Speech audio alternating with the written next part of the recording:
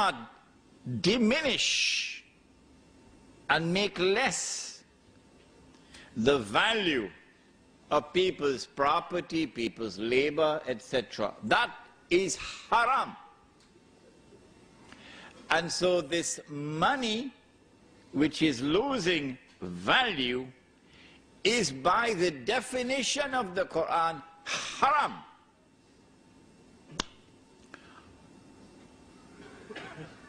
But we were asleep. Let me include myself in it so nobody will be angry with me. We were all asleep. And we didn't recognize that we were being taken for a ride. But had it been an African American, you must have heard his name, a man named Malcolm X. Oh, he used to see with two eyes. Oh, yes.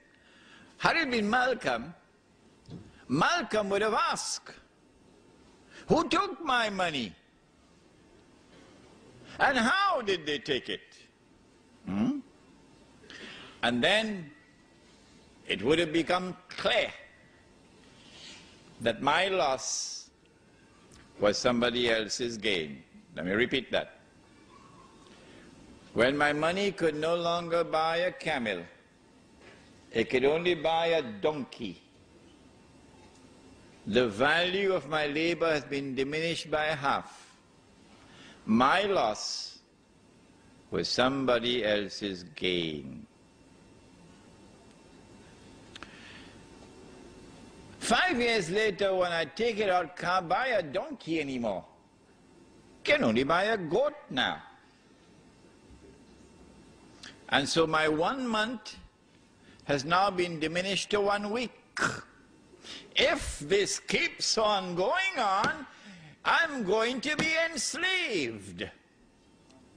A new slavery will come upon the world if this keeps on going on like this.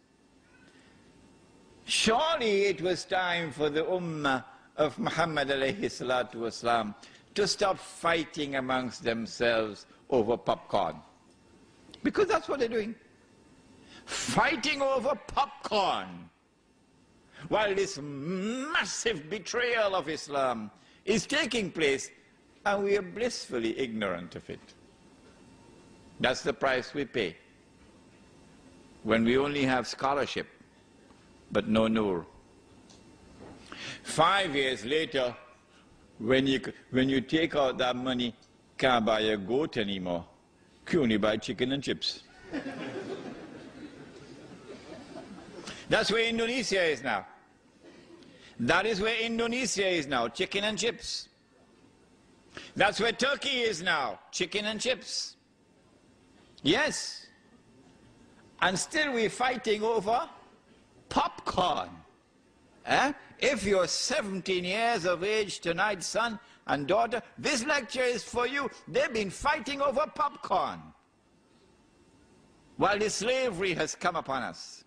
The Indonesian rupiah is now trading at about 10 to 11,000 rupiah to $1 US.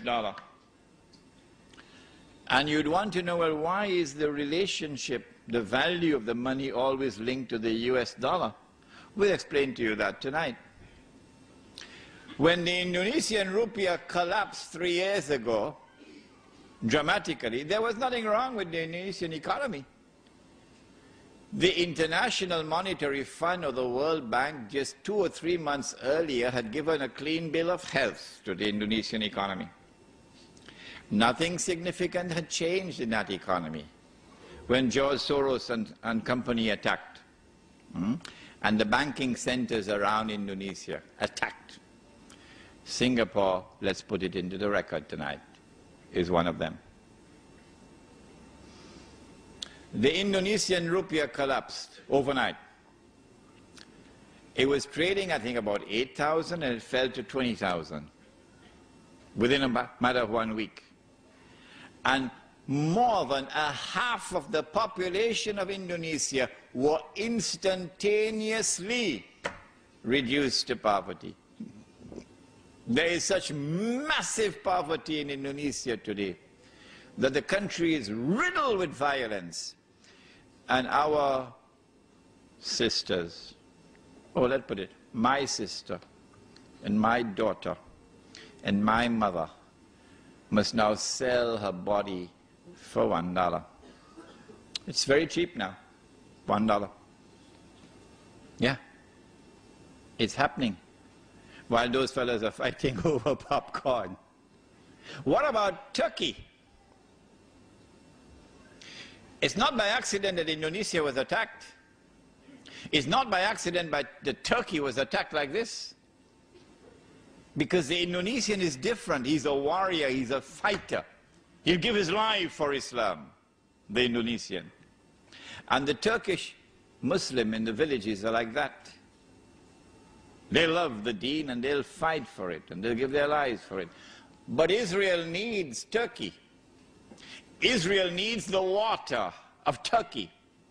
And Israel needs the support and the alliance of the Turkish military of Mustafa Kemal. So in order for the military to take control of the country, and in order for Israel to get that supply of water from Turkey, you've got to enslave the Turkish masses. So do you know what is the value of the Turkish lira now and what is it trading? Do you know? It is trading at 1.5 million Turkish liras to $1 US. Now, don't you think this is an important subject to teach? Yeah.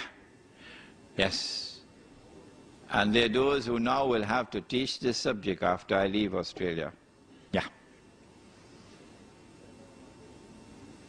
5 years later, we take out the money, can't buy chicken and chips anymore. No? You don't believe me? It's coming. It's coming. It's around the corner. You can't buy chicken and chips with it anymore. You can use it as wallpaper.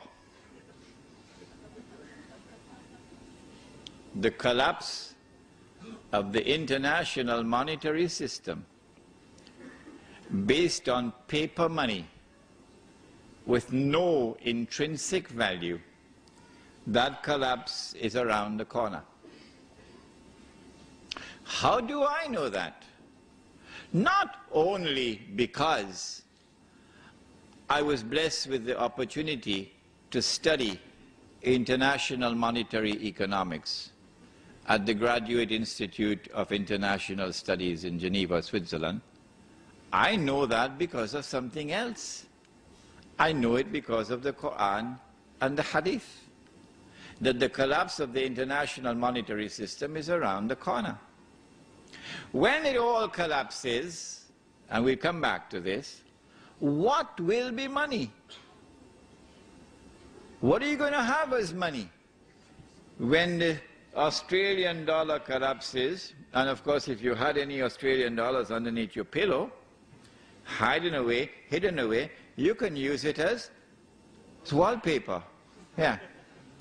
What is going to be money after that? Answer is no, not gold, and not silver, and not dates. It's going to be electronic money.